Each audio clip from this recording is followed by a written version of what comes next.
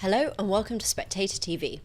This week I spoke to the founder of Basis. She's called Harriet Green, and I'll let her explain to you what Basis is.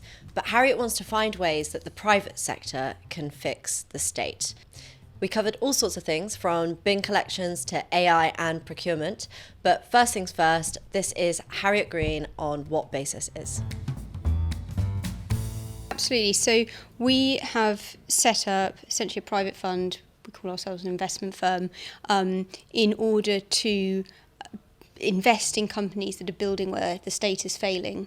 A loftier way of putting that is we're looking to outcompete the state, but as it stands at the moment, we are writing checks in early stage businesses, much like a venture capitalist would, but with that specific directionality around businesses that are looking to either materially improve existing services and how they work, the processes and operations behind them, or they are looking to provide an alternative to individuals, citizens on the ground.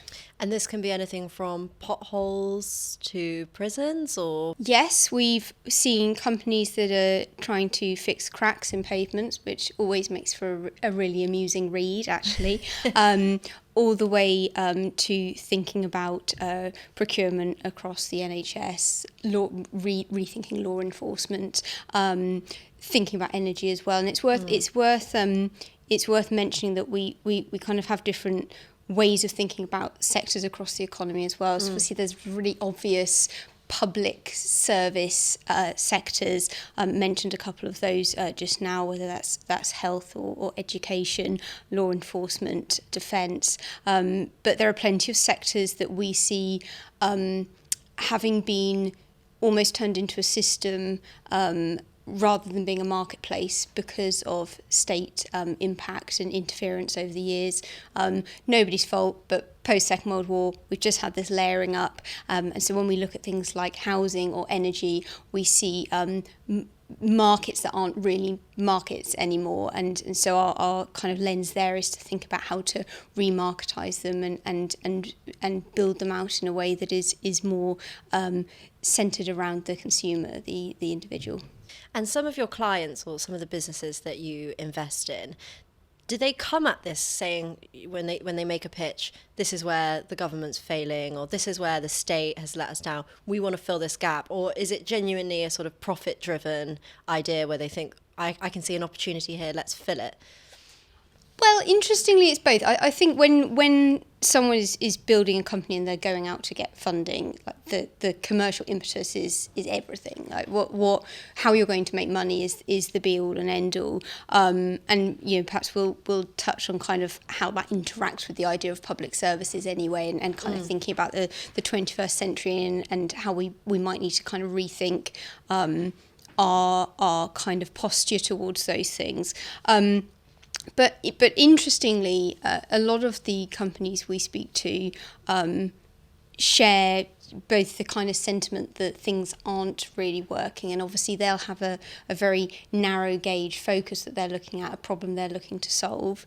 And a lot of them are very, some of them are kind of, of a kind of sort of young libertarian bent and really fired up about bringing something that takes a big thing and makes it smaller, and why that shift from a centralised system in a given market is really exciting, and some of them do just really want to do good and improve something that perhaps they've had personal experience of, and that's often the way with people who go to build businesses. They will have had a personal experience, whether that's in their job or in their personal life as well. Well, naturally, that leads me on to asking you about your background and how you got into this sort of sector. I can't remember a time when I didn't think that the thing that needed changing in our world was government. I think I've thought that since I was a child, not in a kind of sort of precocious child sitting posturing on the world, but just that anything I found that I thought was a bit rubbish, I could trace a line back to it having been victim to over-centralisation. And I think I sort of spent time in a non-profit environment. I set up a non-profit after university. I then worked as a journalist. I then set up my own company, which has allowed me to set up Basis. And there was just a moment in time where I sort of went, I'm going to do this now. It's time to do my life's work. And the thing that I could start with was building out an investment firm that allowed us to help bring to fruition some of the fantastic builders and their ideas, which will, the hope is materially improve life for people, not just across the UK, but across the Western world. We've got a portfolio company operating in Texas and California, for example. So Basis isn't just in the UK; it's over in America as well. Yeah, we look at. I mean, there's a kind of I suppose a footnote to that, which is that you're looking for businesses that could scale internationally as well. So we're taking a lot of the ways that people think about investing at VC level, venture capital level, in terms of that early stage risk and opportunity. But it's also important to us that these businesses can be funded even if they don't necessarily have the hallmarks of venture-like returns, which is a bit more of a kind of quasi-private equity way of thinking about investment. But yeah, this is doing the investment side of Basis, which is our kind of V1, if you like, is my way of starting to proactively try and chunk off a little bit of how do we get some improvements here. And I think this is a great time. There is so much going on. There's so many people talking about changes that need to be made. There are so many people doing things, and if we can all move in concert and cooperate and collaborate and whatnot, I think it feels like a good time to be doing it. Yeah, I mean, so much political appetite globally with Malay. Obviously, you have Doge, Trump. Did that fill you with a lot of confidence? I think there's a UK way of doing things that we haven't felt out yet, and I don't think it needs to be brash or kooky or partisan.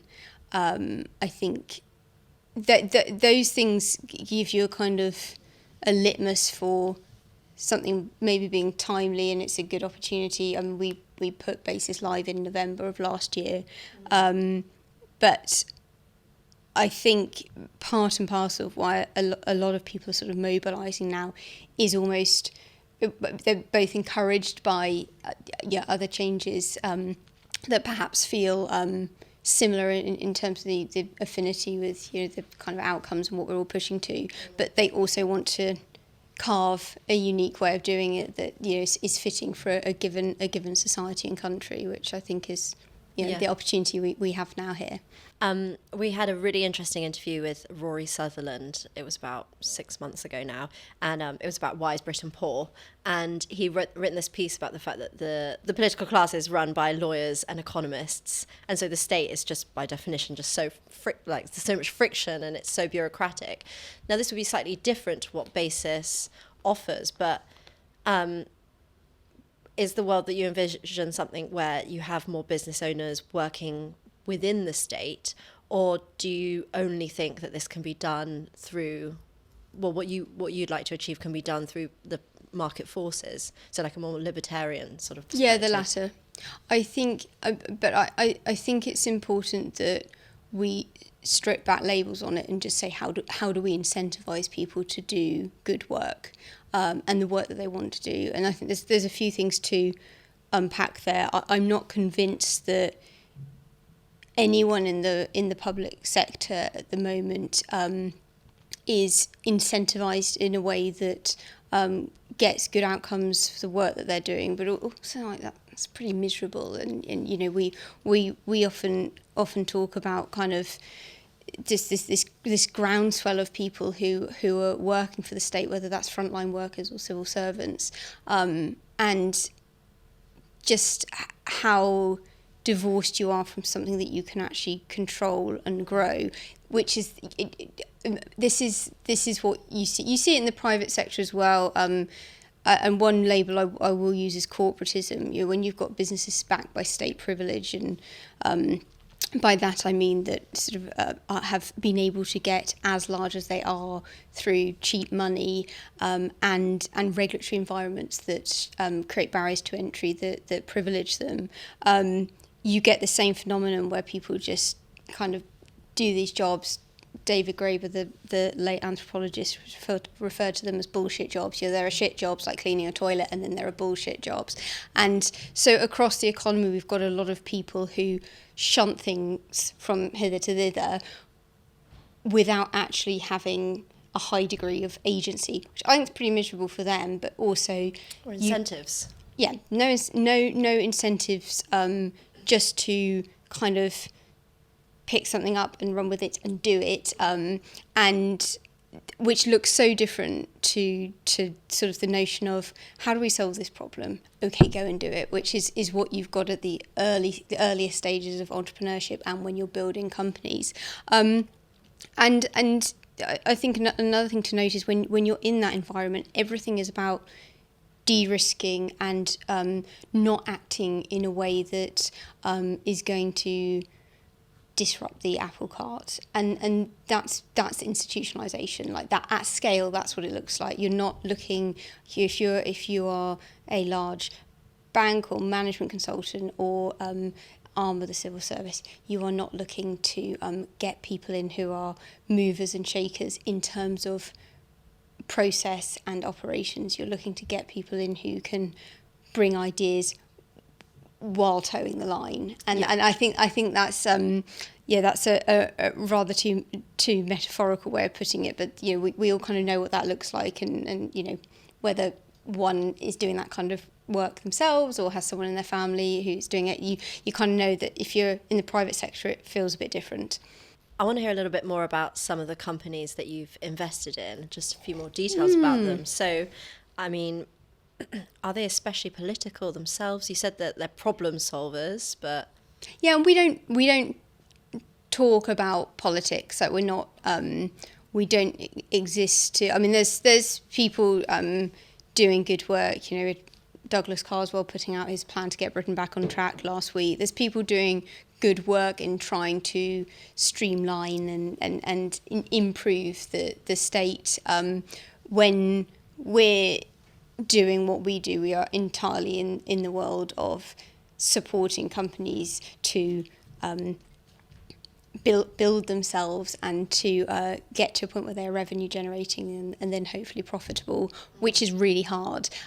So while there are sentiments around the kind of the why and what drives people, we're not coming at things with a kind of political hat on.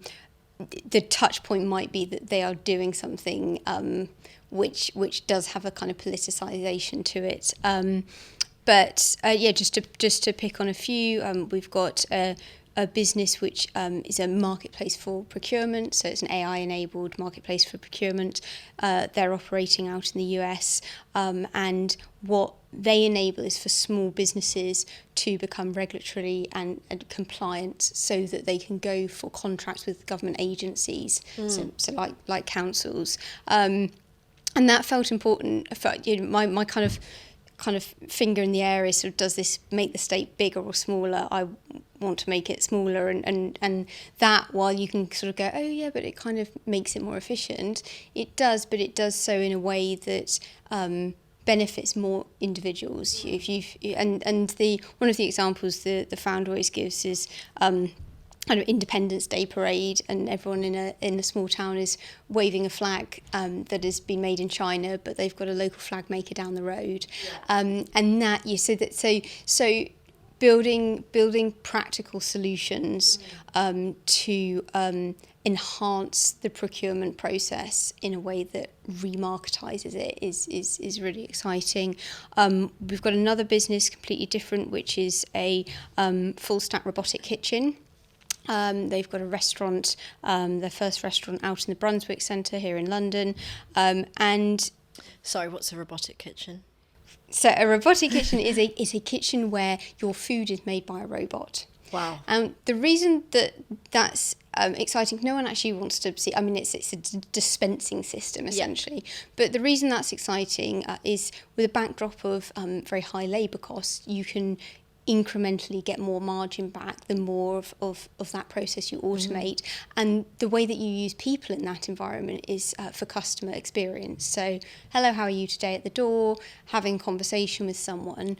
But the really exciting thing about that business is that they are able to track data around the customers that they've got in. So, how frequently are you coming in? What are you ordering? How much waste is there when you finished with your salad bowl?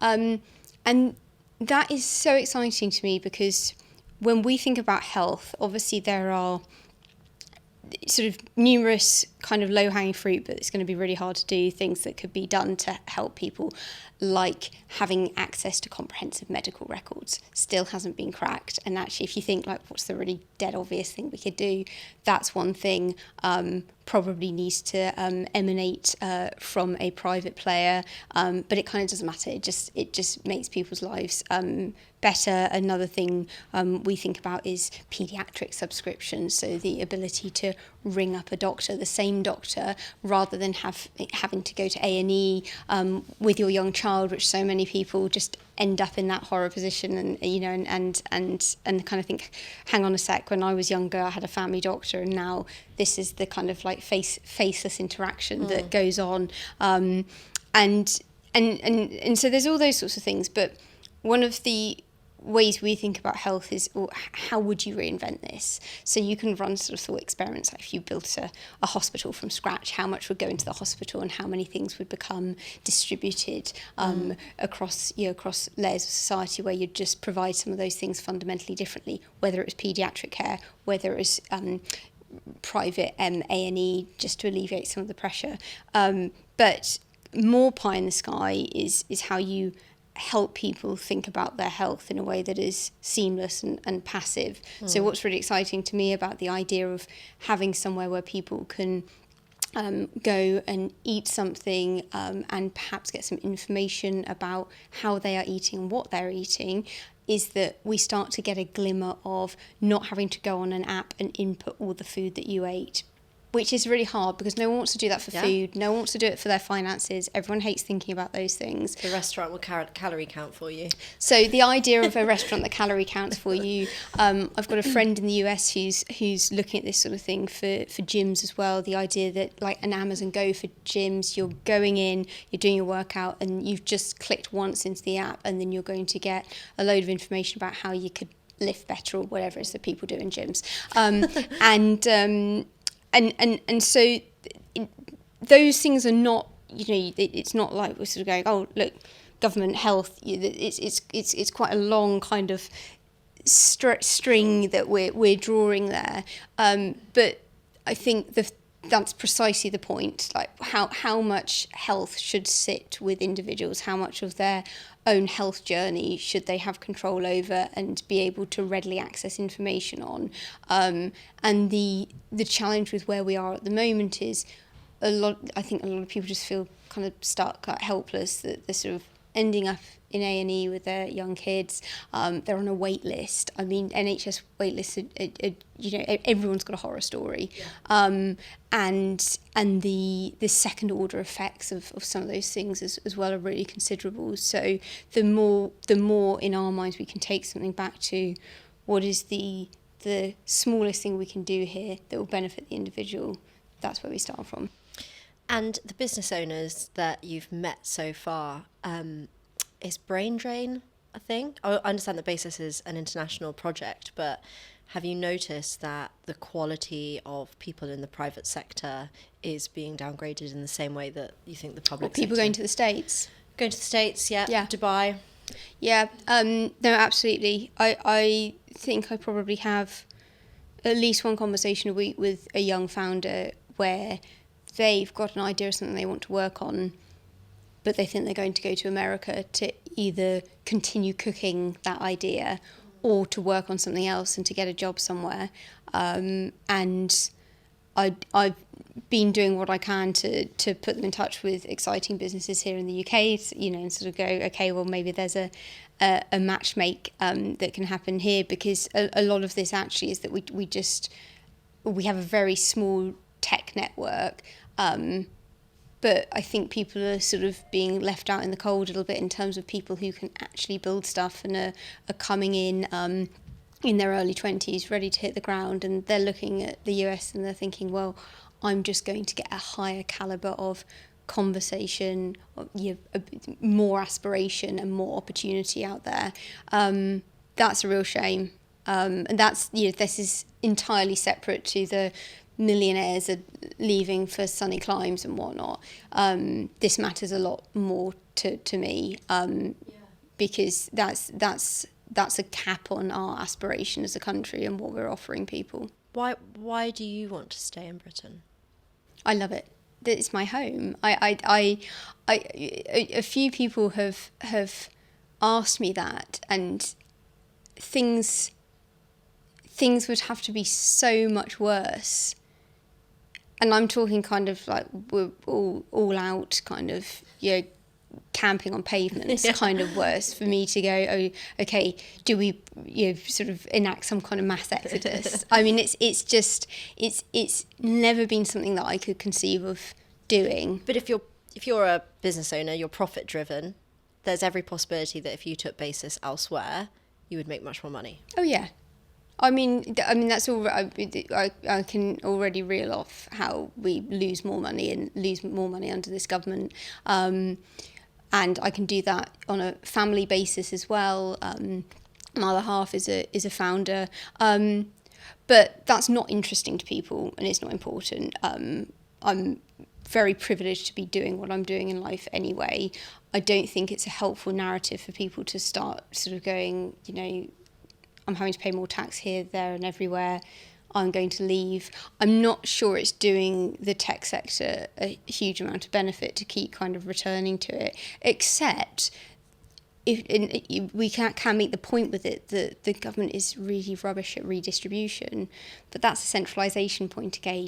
If you could hand your money straight over to someone in need, and obviously there's a big can of worms there at the moment, but it's not really a point of I don't want to give all my money. I don't want to give all of my money inefficiently, and I think that's where we need to extend the narrative there, because actually it's just a bit of a turn off to keep talking about it for most people. And my attitude is you just take it, because it's not anyone's fault. You can see how we've got here, and you're going to, I'm going to do what I do regardless and anyway, in spite of and because of, and I think that's how the majority of people think. There are plenty of fantastic founders out there who are building companies and they've got their head down, and they'll take the additional tax burden and the flack because they're always going to do that, and they are living out their purpose. I want to ask you about the private sector that is used by the government currently, which is slightly different to what Basis offers. I understand that, but a lot of the viewers will firstly want to know, how is it different to what Basis provides? And two questions, but for example, what's going on with the Birmingham bins? Can something like Basis facilitate a sort of immediate reaction to a crisis? We're going to come in and set up a private company to clean up all the bins because the public sector's on strike. Is there a remit for that? Okay, yeah, so a few things there. So one of the kind of manifest examples, and probably the manifest example of where the state has got to, is that we have this enormous dark state or shadow state, where you've got these huge contractors like G4S, like Serco, who are providing things on behalf of the state. The problem with the procurement process and the fact that we have these massive contracts is that there's no market to it, and I know we've touched on that in kind of various ways. So absolutely part of Basis's aim is to reimagine some of that from the ground up. Worth noting that we are teeny tiny and 4 months old, so I don't think it's going to be tomorrow that we are going sort of up against G4S. And you know, being reasonable, there are plenty of areas where contractors can do a really great job. And actually, you know, I've got a G4S chap down in my local Waitrose who has been brought in as security, but he's so great at helping people find things around the shop. That's really interesting, actually, because it says one of the things we think about is how to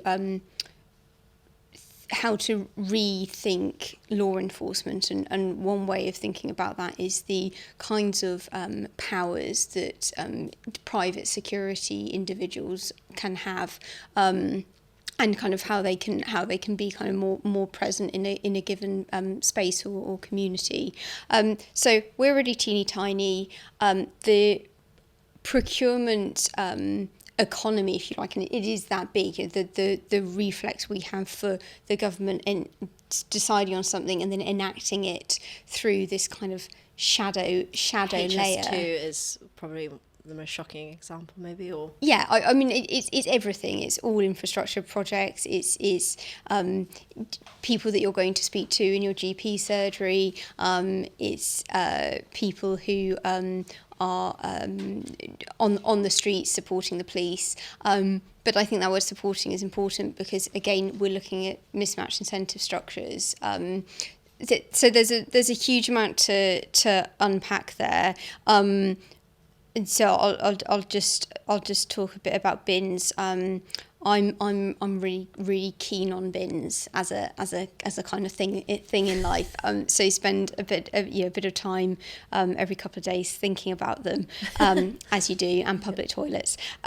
More so now than ever after seeing the footage of Birmingham. So bins are difficult to think about innovating in because there is a fundamental kind of economy of scale issue. So, and what I mean by that is if you're on street A and I'm on street B and you've got your bins out and I've got my bins out, but none of our neighbours do, it's very difficult to conceive of how you create a profit-making enterprise that can pick up your bin and my bin, but no one else's bin. So part of the state owning bin collection, it's blanket coverage. You don't have this situation where you're having to get opt-in customers.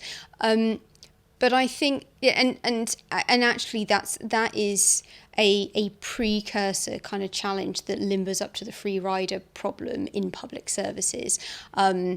Which, if you've got a public good at the heart of something, is always going to be a massive challenge. And it's one of two challenges we deal with at Basis. The other one is the double spend problem. People are already paying tax. Who's going to pay for these opt-in services that we're looking at? But there is the application of technology, and I know people put that forward as a salve and silver bullet for everything, you know, oh, well, what if it's tech-enabled? But bins is one of the things where actually it's not too much of a stretch to imagine that if you could log when you were putting your rubbish out, you can then close that temporal information asymmetry. You know, when's your bin going out, when's my bin going out, where's everyone else's bin, in order to get a much more exact reading, like a marauder's map of bins, a much more exact reading of where does something need picking up and how should it be prioritised by the company picking it up.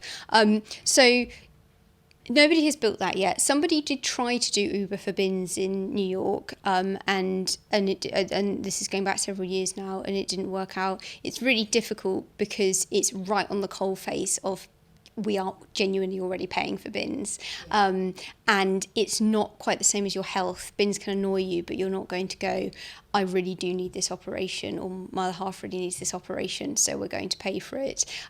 People aren't quite that riled up about bins. That says it does get people's goats, but I think there's that kind of technologized piece that can be thought about, and you can overlay that across multiple sectors. But with bins, it feels like something where there should be a sort of straightforward solution for logging litter and it being collected, or I should say logging rubbish, and that's a slip because we're now in an environment where there is a lot more litter and there's a lot more fly tipping. I think that's a different issue, actually. I think that's a attitude and sentiment issue, but obviously it still needs clearing up as first and foremost. So then the question becomes, is it better for government to get someone to build some software at great expense and try and roll that out, or do you try and build a private sector solution? We call it an opt-in solution, not to be disingenuous, but just because we're aware that, as you mentioned, when people think about the private sector, they think about G4S and they think about things that are just instruments of the state, as opposed to excited, fired up people innovating. Innovating.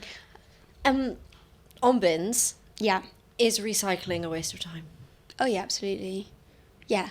I see. It's a big fat myth, isn't it? So I think there's a sort of whole kind of panegyric that someone could go off on, sort of we kind of like atone for a whole variety of things by washing out the tuna tin, and the tuna tin is the thing that I just can't do it. It's the raw chicken for me. And yeah. In 2008, there was a push, a government-led push to get more businesses, and we're talking huge businesses, the likes of Unilever, that are producing a lot of food and therefore a lot of packaging, to do something about that. They came up with something along the lines of Recycle 2020, which was this kind of plan to, push it back onto the consumer. And somehow we netted out where we are today, and I think it's been knowledge but not common knowledge for a while now, that a lot of stuff goes over to Normandy and gets incinerated, whether you've polished it and cleaned it to within an inch of its life or not. But aside from the outlay of time and the kind of onerousness of it, and the fact that you don't have a choice and it's all kind of, the whole thing just feels kind of foisted on one, it's a real shame, because there's actually tremendous amount of goodwill around our environment, and none of it is capitalised on. When we think about climate change as is, the only solution is for us all to accidentally become socialists. The only solution is super individual. So it has to be some great institution that deals with it, because it's too big a problem for people to be able to do something on the ground. So we're all there with our tuna tins, but actually we're surrounded by plastic. You know, we're wearing it, we're walking on it, we're sitting on it. I think that the combination of sort of helplessness, it's got to come from government and supranational organisations to actually do something, combined with this idea that you can kind of get indulgences for it, and that comes from the kind of like marketplace around climate and carbon offsets. I just think there's so much wrong with it. Obviously, there's the big topic of the science itself, which I'll park for now. But I think the way we think about it is more to do with the environment. So, for example, floods in Valencia, the most interesting thing for me was, hang on a minute, what happens when you put concrete around the edge of a landmass? What does that mean for the water table? Because the other lines of argument either became very partisan very quickly and quite extreme, or again, they went back to this kind of, who's going to deal with it? Big faceless boys need to deal with it, and none of the rest of us can do anything. There's no easy answer to a lot of this stuff, but I think it does require a bit of a first principles, back to basics approach, and our tiny contribution to that is just to go, what about the environment? What about litter in the hedgerows? What about people having more information about some of the materials and chemicals that are around them that are probably poisoning them and the environment that they're in? And then we tether that to health as well. So, what do you think about management consultants coming off the back of that question? Because are they facilitating or creating environments for innovation, radical thinking, which is what they're in theory designed to do, or do you think they're servicing something else? Well, I have to say, I fortunately haven't come into contact with a lot of management consultants in life, except personally, but then you sort of just gloss over it, don't you? And that's sort of the end of that. I mean, we've talked about bullshit jobs, and I think oftentimes people who are management consultants are very bright, capable people. Certainly all the management consultants I've ever met are very bright, intellectual, capable humans. But again, they are within this paradigm of taking something already enormous and trying to kind of remake a small part of it. You don't get a management consultant coming into a business of 10 people or 100 people. And that's not me necessarily going, well, it would be much better if we were national shopkeepers. But they are a reaction to a hyper-leveraged, because cheap money, environment where we can afford to have a lot of companies that are either zombie companies or are zombie companies that are masquerading as businesses doing really well, and they feed off that. I mean, I won't start ranting about the insurance industry, but which is a personal bugbear, but most management consultants I know who work with the insurance industry, you need to have these behemoths to kind of go in and sort of tweet around the edges. It's just so far removed from people who are trying to create something new from scratch. So I that's a very long way of saying that I don't interact a lot with the management consultant world, but I see it as a corollary, as a consequence of this cheap money world that we have, where we've just had decades and decades now in this Keynesian paradigm of misallocation of resources. So people running businesses are making decisions that are informed by changes to the money supply that are not driven by market forces, they're driven by the state. Last question, because we're running out of time. Is there a case for basis, but from the left? We don't see basis as being something that needs to sit left or right, and that's really important to me, that I consider myself to be apolitical, and I also feel very strongly that we have reached a point in the current climate where we need to stop being partisan and being kind of binary in how we think about some of these things.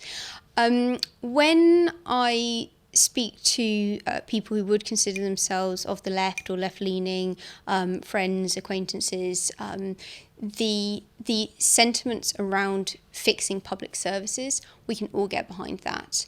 And I think we're getting to a point where all of us are kind of understanding together that the solutions need to be numerous, and we should try multiple ways of recreating the sausage to get there. I think we also think about kind of other things alongside the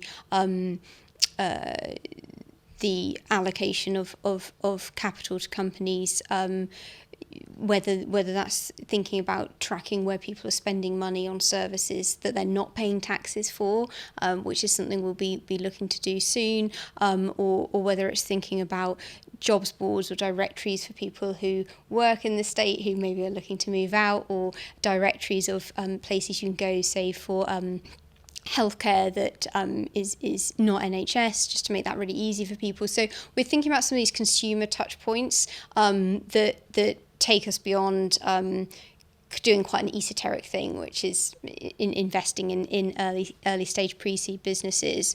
I think where one sort of comes unstuck with the kind of left-right thing is if someone feels like this stuff must be provided by the state and only the state.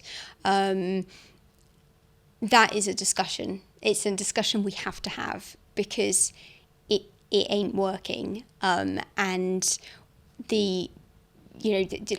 growth is not government spend, and if the government keeps printing money in order that they can borrow it themselves, that leads to inflation, and inflation is a tax on your money. It turns money into a quasi-service, and that is making people poorer and poorer, and the government is having to do that. The world is big, it is complicated, it is only going to get bigger and more complicated, particularly when we add another planet, and so that system doesn't hold, so we need other solutions. So I haven't to date had a conversation with someone that from any walk of political life where we haven't had a really fruitful conversation about that.